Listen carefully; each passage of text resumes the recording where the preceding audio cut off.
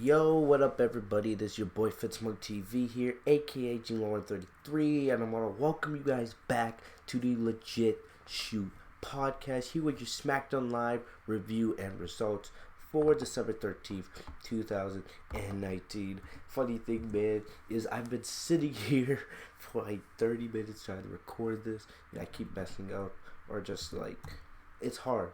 It really is, man. You know, we had the go home show for WWE TLC tonight, and it was interesting.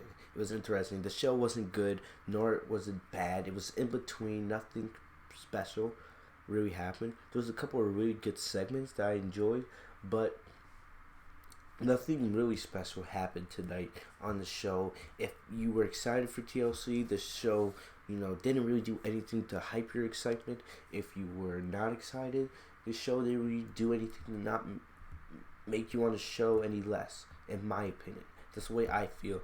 But as always, I'm here to give you guys the review and results, to give you guys my opinion of everything that happened tonight on SmackDown Live, and prepare you guys for TLC this Sunday. Alright, TLC will be WWE's final pay-per-view for 2019. I didn't pick my hair out well tonight, so a little bit uneven, but who cares?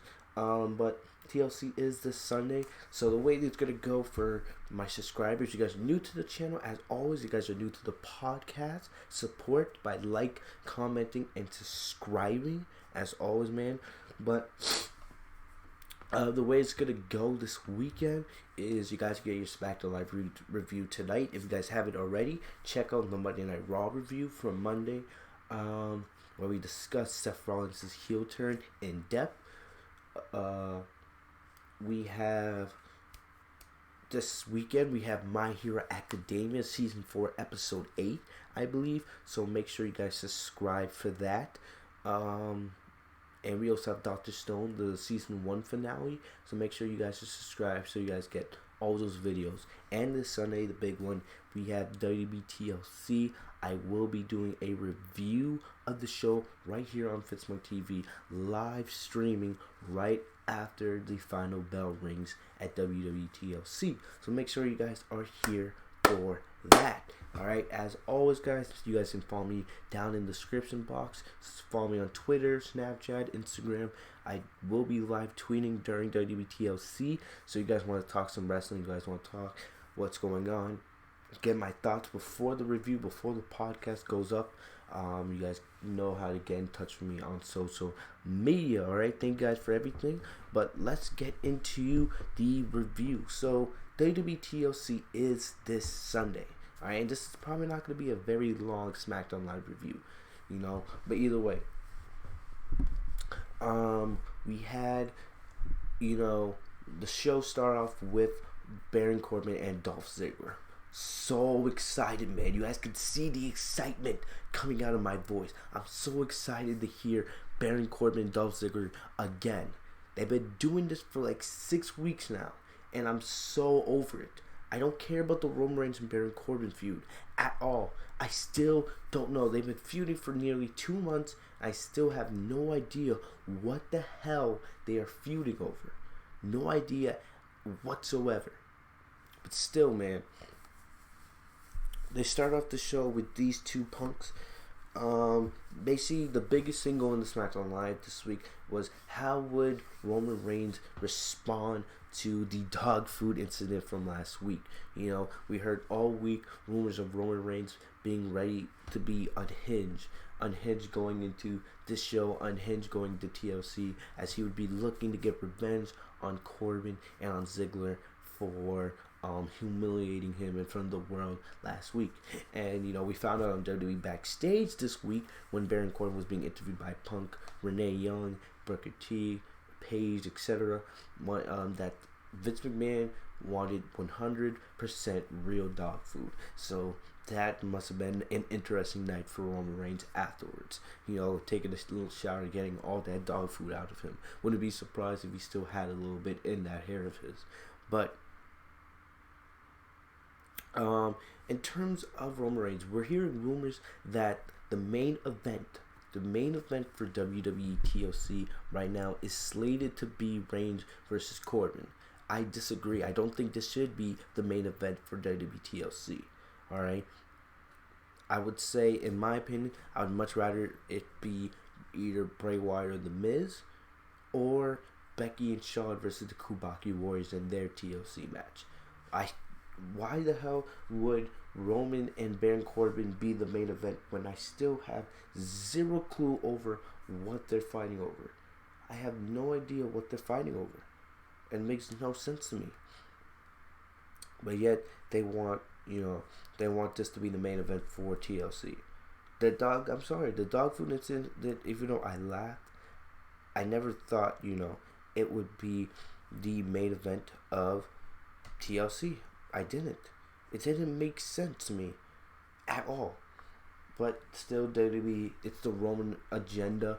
I feel like the Roman agenda is going to be kicking into high gear as we enter 2020. I would not be shocked. I think Roman's probably going to win the Royal Rumble and probably go on to face the Fiend at WrestleMania for the Universal title. It's coming, guys. It's coming. All right, the Roman agenda is returning in 2020. Don't you guys worry. Get excited, man. Get excited.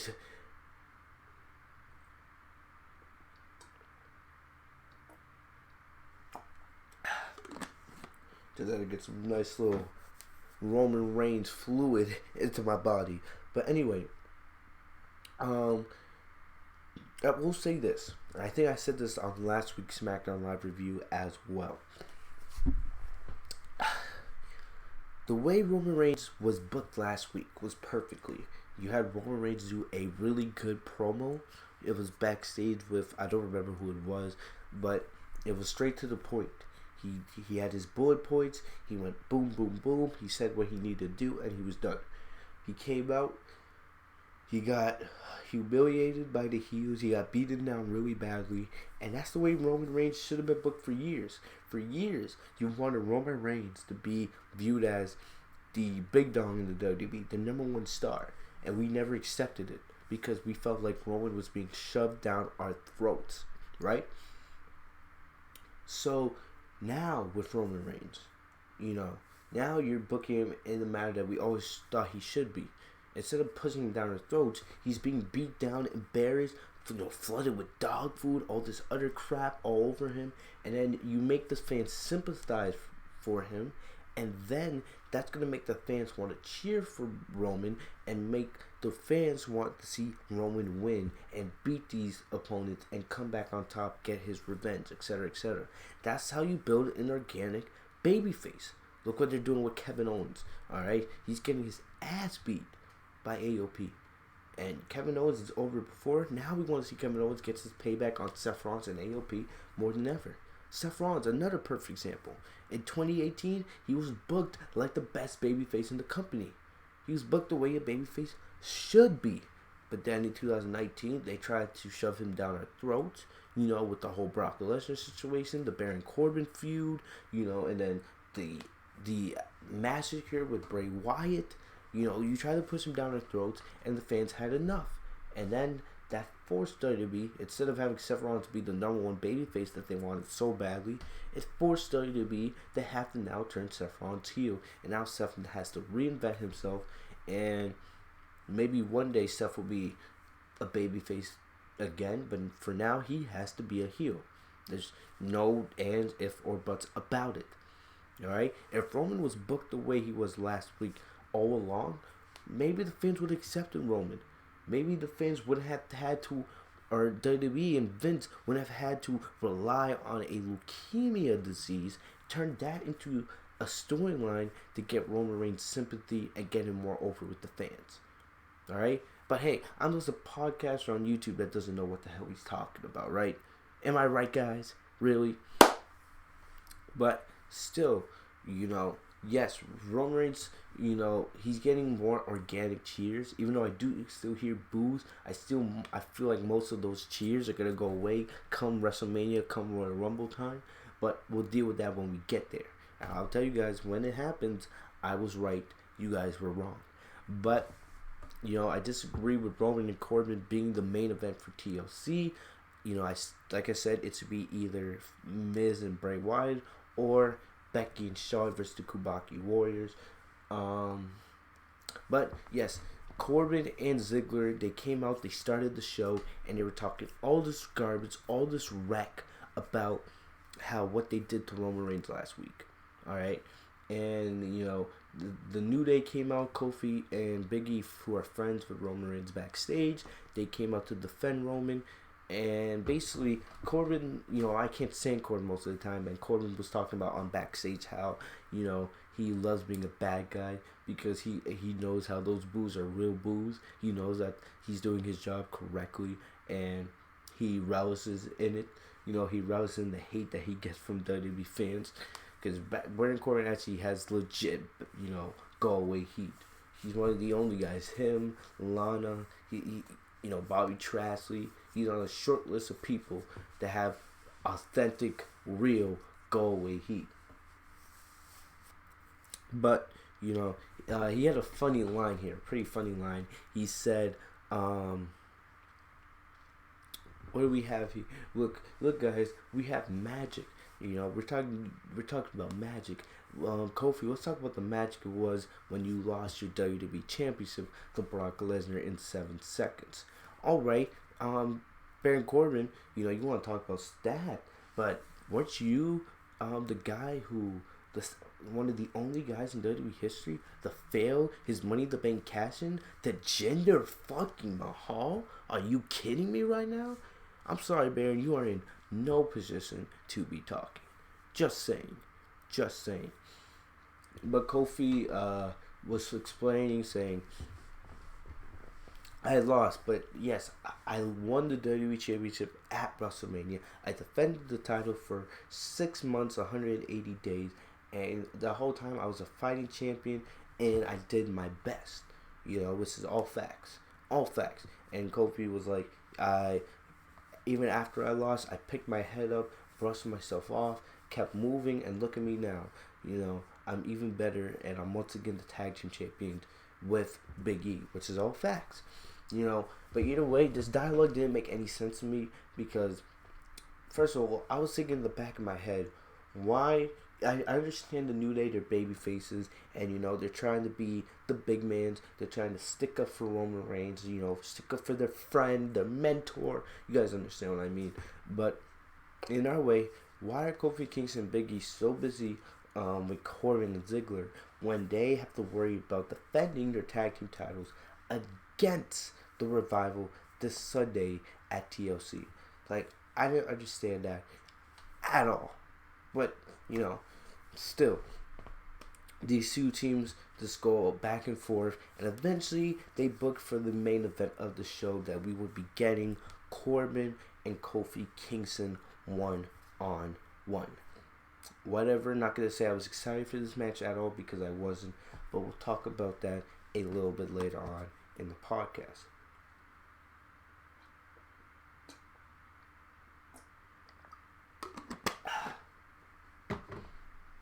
Alright, getting into the highlights of the show, we start off with Nikki Cross and Alexa Bliss versus Mandy Rose and Sonya Deville. They're continuing this mini feud between Bliss and Cross and Sonya and Mandy. And it seems like they're trying to build Alexa Bliss and Nikki Cross into an over babyface team. You think about it, and there's not really, not many real babyfaces on SmackDown Live. You have Bliss, you have Nikki Cross, and this is the first time we've seen Alexa Bliss as a babyface since, her days in NXT. But we have Carmella, who hasn't been seen since Survivor Series. And if you go on Carmella's social media, Carmella's been going off how she wishes she could get more TV time on SmackDown. She's not used. I would not mind seeing a potential feud for the SmackDown Women's title between Bayley and Carmella.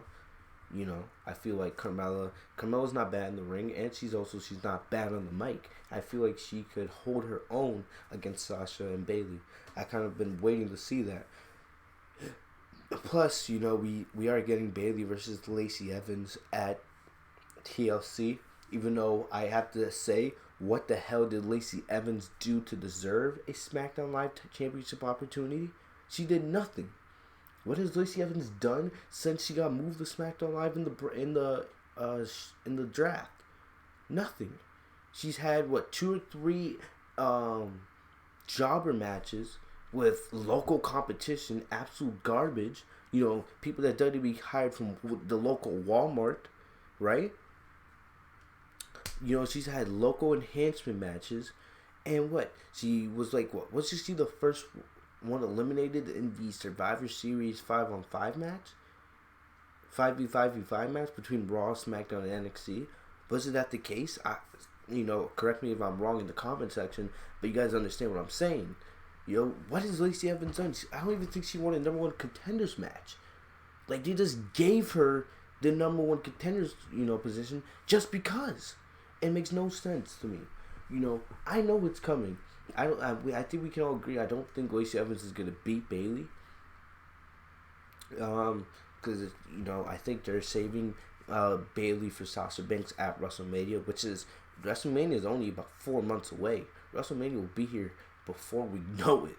All right, the road to WrestleMania is on its way. After TLC, it's the Rumble, so WrestleMania season is slowly upon us. But Lacey Evans, what the hell did she do to win number 1 contender match? I'm just trying to think about it, because they're doing Lacey Evans right now at the Rumble. What is either gonna be Carmella or Bliss? I'm telling you, they're gonna do Alexa versus Bayley. There's no way Alexa Bliss is not gonna be in the championship hunt. Going to Mania. I'm telling you right now, when it comes down to the final people in the Women's Royal Rumble, you're gonna have Sasha, you're gonna have Shayna Baszler most likely. If Shayna loses to Rhea Ripley on this Wednesday on NXT, which I'll most likely be doing a review of. Who else? I'm trying to think. Alexa Bliss and Charlotte. That's probably gonna be your final 4 for the Royal Rumble. Sasha, Shayna, Bliss, and Charlotte. I'm calling it right now. All right, but man, oh man, you could just see the SmackDown full of blondes, Lacey, Carmella, Bliss, But I'm telling you, there's not many baby faces. Sasha's not a baby face right now. You have mostly heels. You have a majority of heels on SmackDown's women's roster, and a majority of blondes as well, to be honest. But you guys see my point. You guys get where I'm coming from. But in terms of the match actually started between these 2 teams in the backstage area. In like the walkway right before you entered the arena. Mandy Rose and Sonya attacked Bliss and Cross, and they fought through the stage into the crowd. But basically there was a match. This match was terrible. This match was absolutely terrible, man. Nothing happened. Nothing of importance happened. I don't really care about this feud. I don't know. I think Bliss will probably be facing Bayley at some point for the SmackDown Women's title. Even though I don't care for another Bayley and Bliss match. I don't care. Even though Alexa would be a babyface, I just don't care. But basically, Mandy and Sonya were going to hit Cross with a double suplex. Alexa broke it off, and Cross picked up the victory by pinning Mandy Rose. Mandy Rose has taken a lot of pinfalls lately, but still, I don't know why. I feel like they just put this match on to fill time. I don't know why these 2 teams are still feuding. Cross and Bliss just defeated Rose and DeVille last week. So what was the point of doing the match again? I don't know. This match is this little mini feud has done nothing for Bliss and Cross, and it has done absolutely nothing for DeVille and Rose. They just look more and more like jobbers every single loss they take. Like, I don't know. I'm telling you, Sonya and Mandy have potential. I wish they would get a little more of a rub on WWE TV. I feel like they could be used as potential, contenders in the women's division. But WWE, and one thing I want to note is Paige. Paige was on Corey Graves' After the Bell podcast, which, it seems like something controversial comes out of this podcast every week. And a lot of talk is Paige went on a little bit of a rant, calling out WWE for not giving us another Evolution pay per view. You know, and a lot of people have been complaining about it. It seems like with Evolution it was one and done. And you know, basically it's. I think I heard Stephanie McMahon a couple months ago say, I think this year we're gonna just take a break from it. Most likely next year we'll be back. Blah blah blah this, blah blah blah that. And Paige was like, yeah, why aren't we getting an Evolution pay per view this year? And I agree, we should be getting an Evolution pay per view every single year because the women's division has all the talent. It's just the booking. It's just the booking. You know, so I agree with Paige on the point where there should be an Evolution pay-per-view every year. But what I don't agree is she called out the four horsewomen. She called out Sasha, Charlotte, Becky, and Bayley.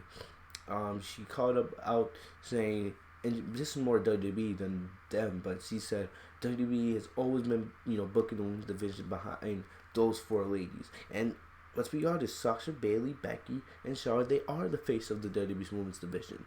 Yes, you have Asuka in there, you have Kairi Sane, you have, you know, Natalia's had moments. You've seen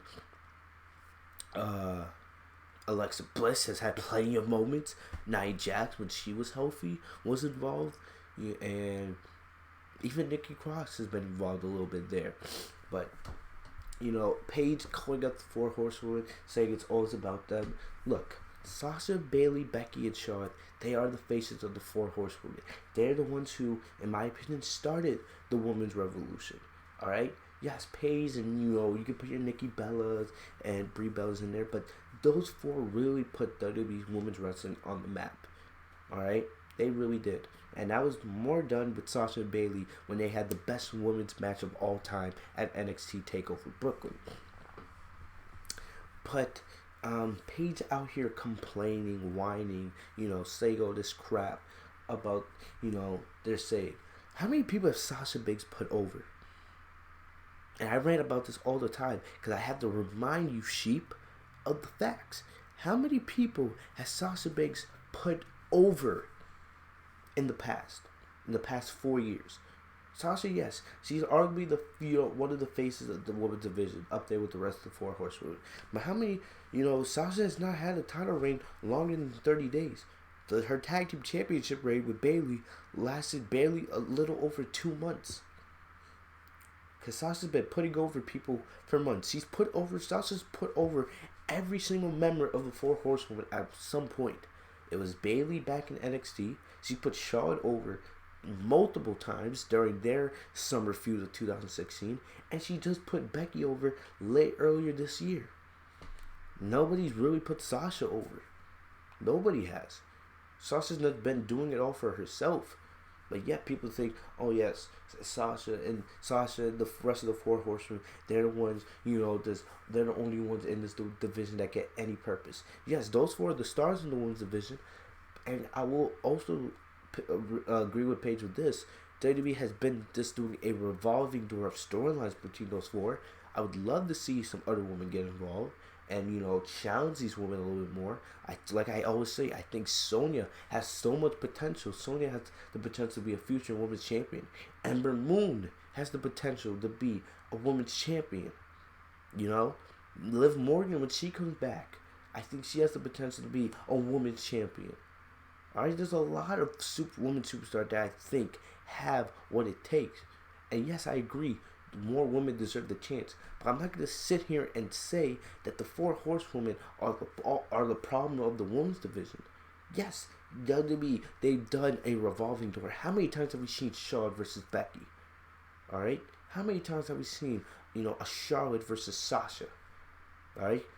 We haven't seen many Becky versus Bayley. I wish we could get a little more of Becky and Bayley and a little more Sasha versus Bayley. But still, the four horsemen are not the problem with the women's revolution. The problem is WWE just hasn't booked enough women. And the thing is, in the past, WWE has. You know, Alexa has had plenty of moments. Like I said, Nia before she was injured. Nikki Cross has been up there. Asuka and Kairi Sane have been up there. But I feel like WWE has even more women they can get involved. And they could make more cool storylines and make things more interesting for the four horsewomen. Clear example, look at Becky Lynch's title reign. Becky Lynch has been Raw Women's Champion for 8 months now, over 8 months. And her title reign, in my opinion, has been nothing special. She has done nothing with that belt. Outside of the 2 months she feuded with Sasha Banks, outside of that, her title reign, in my opinion, has been nothing special. Nothing special. Her matches with Lacey Evans were garbage. Her feud with Natalya was garbage. And she legit hasn't feuded with anybody since she beat Sasha. She had the Survivor Series match, which was disappointing, between her, Bayley, and Shayna. And now she's feuding for the Women's Tag Team Championships. It's been nearly 3 months since she defended the Raw Women's Championship. But no one will mention that. Nobody mentions that. Everyone talks about Becky Lynch being the longest reigning Raw Women's Champion. And I love Becky Lynch. I really do. But she hasn't defended the title in nearly 3 months. Becky actually said this. Becky actually acknowledged that in an interview. So I just need to go on that mini rant about Paige. Yes, the women's division has a lot of problems, but it's not because of the 4 horsewomen. You want to look at the problem? It's Vince McMahon and the creative staff for not putting enough importance in the women's revolution. Right? It seems like after Ronda left and they got their main event at WrestleMania, it was like Vince like, okay, we're done. We've done enough with the women. Now, so let's stop pushing them. They'll go back to doing their own normal thing. It doesn't really matter anymore. And it sucks. And I'm hoping in 2020, if anybody out there is listening, WWE gets back to a focus on women's wrestling. Because honestly, I feel like the women, in my honest opinion, the women are the best part of the main roster. The women are the best part of the main roster. Even CM Punk. CM Punk stated this. CM Punk posted out a tweet of people that he would want to be interviewed on WWE Backstage. He had Sasha Banks, he had Bayley on there, he had Rhea Ripley, he had Shayna Baszler, and he had one more lady on there. I think it was Charlotte. Alright? But even CM Punk mentioned, he said, my favorite part of WWE today is the woman. Because he knows that, hey, the women have all the talent in the world. So the WWE doesn't invest in them. So I just had to go on that little mini rant. Alright? But all this, all that like 8 minute spiel, I just want to say, Alexa, Nikki Cross against Mandy or Sonya. I'm done with it. Move them on for something else. Maybe, I'm telling you guys, we're probably going to get Bliss versus Bayley soon. But I also wouldn't be surprised if we eventually see Bliss and Cross challenge for the Women's Tag Team Champions. They're being built up as a legit babyface team, But, yeah, we'll see where they go from here. Moving on, we had Shorty G and Mustafa Ali versus the Revival.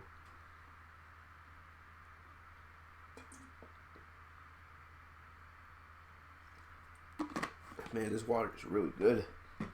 But it was announced that the match between the New Day and the Revival at TLC will be a ladder match, which I think goes in the favor of New Day, because New Day, they have Kofi Kingston, who is a flyer, who's been in ladder matches, so I feel like they'll be surprised if we see Kofi do some crazy stuff in there. I think it would have made more sense if you had Ali and Gable, because Ali and Gable are more of a high-flying team. The Revival, they're more of a technician tag team wrestling team. But we'll just wait and see until Sunday to see what we have. But I'm not gonna lie, this was a really, really good TV match between these two teams. So I'm not sure if Ali and Gable are I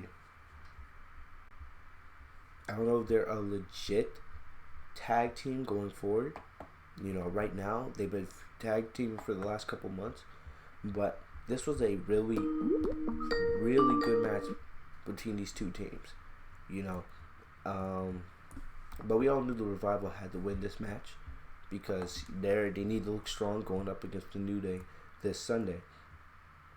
And basically the way the match ended, Ali was going for Ali hit a 450 splash on Dash Wilder for a close 2 count, and then he was going to jump off, I think, the middle rope, right?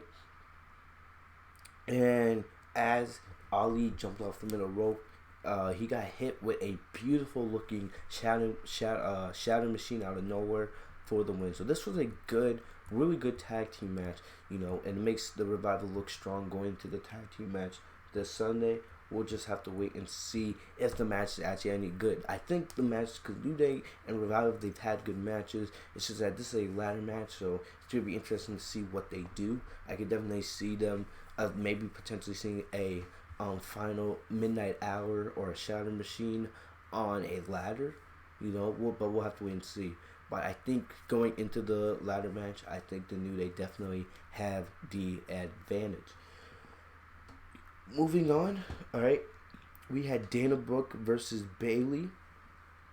This was set up. Bayley had a backstage interview, and basically she stated how Sasha was not there tonight because Sasha was out or was not there this week. I think she was recording a rap album. I'm not sure if that's true. Maybe she's making a remix or something with Snoop Dogg. I'm not sure. I haven't heard any reports of that.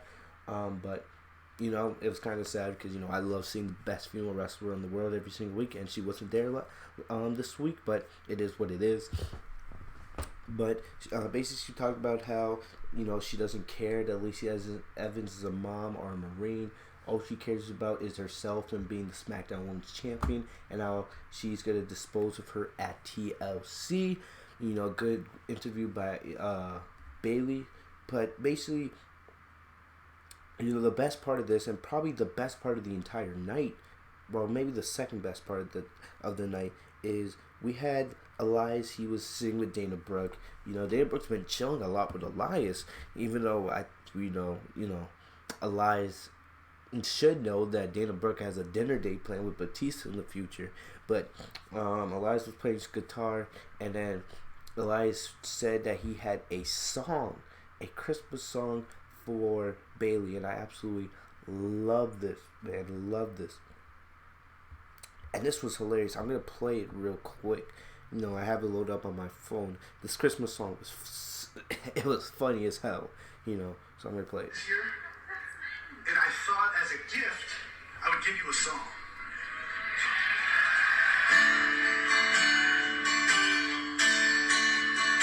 It's the holiday season. It's gonna be a blast. But Bayley, your face haunts me like the ghost of Christmas past. The ghost of Christmas past. Asked Santa for a threesome. You and me and Sasha Banks. But I hate to disappoint. I had to tell old Saint Nick no thanks, because I don't want to be blunt, and I hate to be rude, but ever since you got that haircut, you look just like a dude. This year? But I'm not gonna lie, that Christmas song was very, very you haunt me like the ghost of Christmas past. Funny. Bayley, your hair looks like a dude, and the funniest part is you asked for a threesome. You and me and Sasha Banks. I would love I would love a threesome with Sasha. No. Bayley got it. Not gonna lie, but let me just get some alone time with Sasha Banks. You know what I mean? If Bayley, after I get my alone time with Sasha, then Bayley, you want to come? If you want to get, that threesome all together, I got you. But that was hilarious with Elias and what he was saying, man. I loved his little Christmas song. This would lead to a match between Bayley and Dana Brooke. This match only, I think, went like 3 minutes. Dana got a little bit of offense in. She almost won with she had a close 2 count with a good-looking powerbomb. Dana has some good offenses, just she needs a little bit of tweaking around the edges, But Bayley countered, went back on the offensive, and she went with that knee finish she's been using the last couple weeks, and she got the win right there. So it wasn't bad, but it was just a normal TV match. This was just to make Bayley look strong going to the pay-per-view with Lacey Evans. Lacey didn't make any appearance on the show tonight, which surprised me. I know Sasha wasn't there, but Sasha's not fighting Lacey at TLC. It's going to be Bayley fighting. So I don't know. But the thing is, it's going to be interesting because now, because I think no matter what, Bayley's going to retain against Lacey. I don't see Lacey beating Bayley, most likely by interference by Sasha. But whatever they had planned for Bayley at the Rumble, I think that's when we're going to start seeing the cracks in the relationship between Sasha and Bayley. Because I think going to WrestleMania, Sasha's good. I think Sasha's the favorite right now. Sasha's the favorite to win the Women's Royal Rumble. And if she does, I think it would be obvious that even though they could go down the route having another match between Sasha and Becky, I think we all know that we want that feud between Sasha and Bayley, and we know eventually Bayley's going to turn on Sasha. It's gonna happen sooner rather than later. Sasha's gonna turn back into a babyface. Bayley's gonna be a heel, and that's gonna give us the match we've been waiting for years at WrestleMania between the two. So it's gonna be interesting to see where they go after TLC. Do they start planting more of those seeds going to the Rumble? We'll have to wait and see. Moving on, we had an interview with Renee Young and The Miz. This was based off of what happened last week. It's already been confirmed at TLC that we are getting The Miz versus Mr. Rogers, Bray Wyatt, not The Fiend. So it's going to be interesting the way they go with that. Bray Wyatt did do a Firefly Funhouse tonight, and he said that The Fiend is still dealing with Daniel Bryan. And I read a report earlier today from Wrestling News Inc. that the reason why they're not doing Bryan and The Fiend at TLC is because they want to give more time to tell that story. So most likely, the rematch between Bryan and The Fiend will probably wait for the Rumble. Alright? But they say that they wanted to do The Miz versus Bray Wyatt before they ever got to a Daniel Bryan and Fiend storyline. So this match was supposed to happen in months. They're just getting to doing this match now. And usually I don't care about what they do with The Miz, but I'm invested in the story. I like what they've done. I know there's no chance in hell that The Miz is going to beat Bray Wyatt, but still, I'm not going to sit here and say that I'm not invested in this story. So basically, and I liked how they did this. I think I mentioned how they should have done something like this last week in the pod, and it's good to see that they actually followed up with that. So Renee Young interviewed The Miz in his LA home. I know that The Miz just recently moved in to a new home,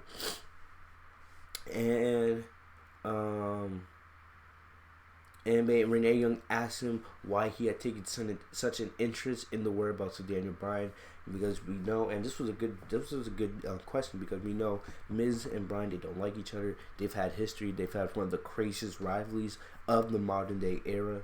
But Miz stated as much as he and Bryan dislike each other, they respect each other, and Miz felt he needed to do the right thing. He needed to do the right thing by trying to help the WWE Universe find Daniel Bryan.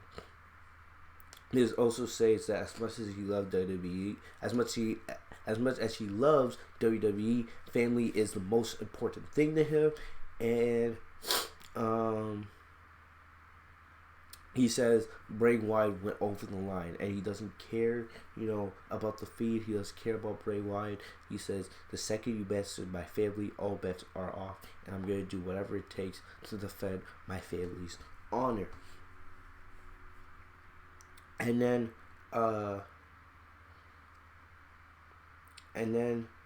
Renee asked Miz if he was afraid of facing Bray Wyatt. Alright, before he could answer the question, Maurice was heard screaming in the background. I liked how WWE did this. I liked how they did this segment in the Miz's house. We don't see a lot of that because, there's a lot of superstars, lots of families. They don't want to be on WWE television. They don't want to be showed in that light. So I will give Miz props for allowing WWE and allowing, you know, the cameraman and his family to be a part of this storyline in different ways. Maurice screamed, and then Miz ran over to check on Maurice, and they checked like a baby monitor app that they had on their iPad, and they could see that the Miz's daughter, they have 2 children. This was the firstborn child. I think the one that's like 2 years old now. I forget her name. Was it Miz Mahad? Or Monroe, I think her name is. I'm not exactly sure, but they had a baby monitor, and then on it you could see her daughter was in her crib, you know, surrounded by puppets from the Firefly Funhouse. We saw like Mercy the Buzzard. We saw that sleeping doll. I forget her name. And it was very creepy. Then, you know, a video of Bray Wyatt appeared on the iPad saying, laughing, you know, doing that sadistic laugh he does, and then saying, "Let me in." So Miz and Maurice, they run over to their child's room, and they found the child, you know, their daughter to be okay, but they also found a doll that was dressed just like the Fiend Bray Wyatt in the crib. And then after that, Miz sent the camera room out saying it was time for everybody to go.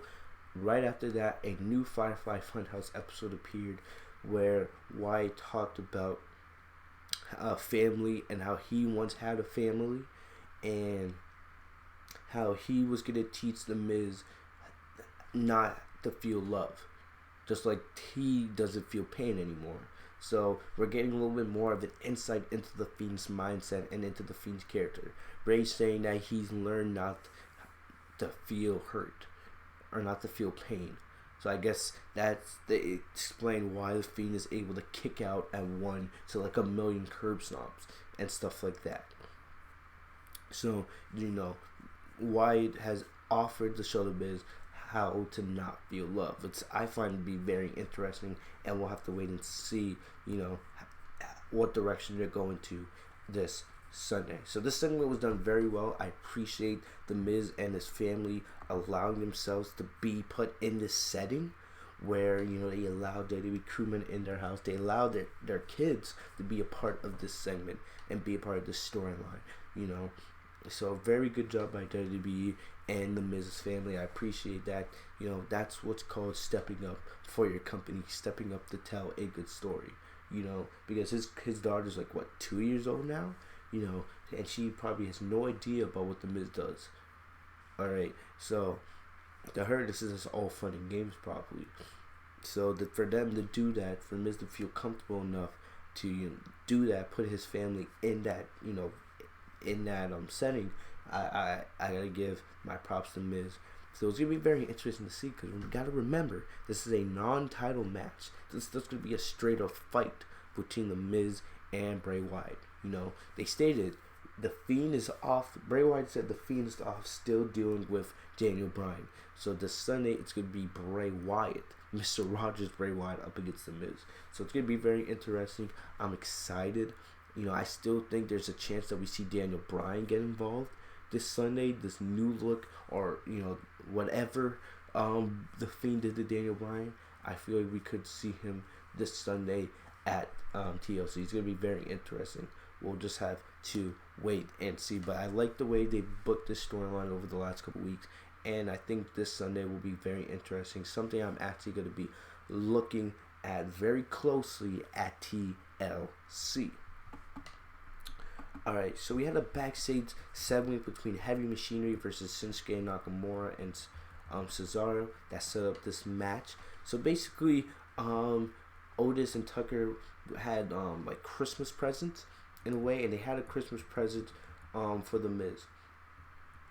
And I mean, not for the Miz, for Sami Zayn. And they were trying to give him a what was it, a ham, I think it was like a Wisconsin ham, which got the crowd pop, of course, because they were in Green Bay, Wisconsin tonight. But Sami Zayn felt disgusted. I laughed at this. Sami Zayn is pure disgust at looking at that meat.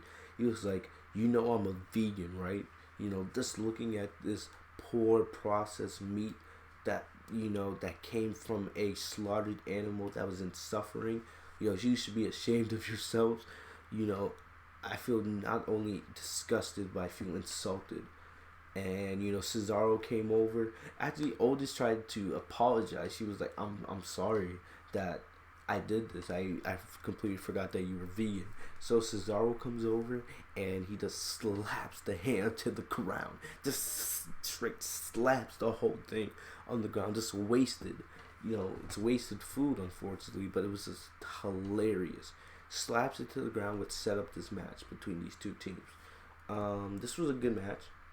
This was a good match. Cesaro was good with anybody he goes in the ring with. Shinsuke Nakamura, we know how Shinsuke is. And Heavy Machinery, they're an up-and-coming team. I love Heavy Machinery.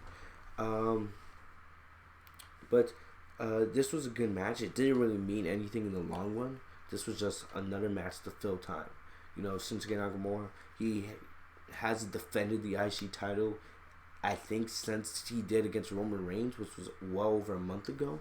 I don't know why WWE has not found him an opponent. They teased months ago they teased a couple weeks ago that we were potentially getting Braun Strowman versus Shinsuke Nakamura for the IC Championship, but we haven't seen Strowman in a couple weeks, so I don't know if they're still planning to go on that storyline or not. Maybe Strowman's injured.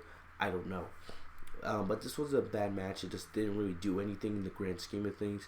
Nakamura hit Tucker with the Kinshasa, and that was it. 1, 2, 3. Nakamura and Cesaro pick up the victory. And last but not least, before we get out of here, our main event: Kofi Kingston versus Baron Corbin. So basically, this match, they had security guards around the ring, and Corbin and Ziggler said they had a plan. They had extra backup if needed. This would be the Revival, which they would show up later on.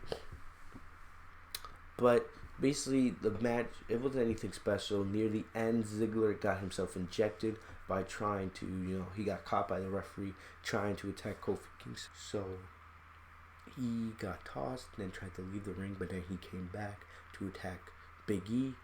And then Kingston attacked Ziggler, and Corbin attacked Kingston on the outside. This led to a disqualification. Big E took a mic, and then he demanded that the match be restarted as a tag team match. So it was, but then the match ended in disqualification again because the Revival came out and they tried to handcuff Kofi and do the dog food thing to Kofi Kingston the same way they did to Roman Reigns last week. So they handcuffed him, hung him on the LED post, and they were about to hit him with the dog food, but Roman Reigns came out and they made Roman Reigns look like Superman. Alright, he took out all the security guards, took out the Revival, took out took out Ziggler. He threw Ziggler off a ladder through the announce table. He was hitting Superman punches. He was attacking Corbin with just a little bit of help from Big E, but not a lot. But Roman, basically, they made him look like Superman. Had to make him look like Superman. The Roman agenda is back. It was like 7-on-1, 7-on-2, because Kofi Kingston couldn't do anything when he was hung on the LED post. But Roman looked like Superman, just like usual. But yeah, that was about it. Roman stand tall with Corbin looking on from the top of the stage, setting everything up for this Sunday between Corbin and Roman in the TLC match, which I'm not excited for. Still don't understand what they're fighting for, but whatever, right? Whatever. What do we know? But other than that, that's about all I got for you guys today. Smackdown Live, like I said, the Bray Wyatt and Miz interaction was great. I loved Elias's Christmas song for Bayley. I also enjoyed the backstage segment between Heavy Machinery and Cesaro and Sami Zayn. Those are the great things on the show. Everything else on the show was like just The Ali Gable match versus the Revival, that was good. But that's about it. This wasn't a bad show, but I'm not gonna say it was a good show, you know. And it didn't really change the way I see TLC. Like it or hate it, I'm still watching TLC because, you know, I cover WWE and I gotta give you guys a review after the show goes off the air. But as always, guys, thank you guys for all the love and support. I want to thank you guys for coming through to the podcast tonight. I want to thank you guys for coming through to the SmackDown Live review. As always, make sure to like, comment, subscribe if you guys are new to the channel. Enable notifications by clicking the bell next to my name, Fitzmonk TV, so you guys are notified every time I post a new video. I'll see you guys hopefully this Sunday for the TLC review. Thank you guys for all the support once again. Make sure to check out all my other content. As always, guys, you guys are the best. I'll see you guys later. Have a great night, guys. Peace.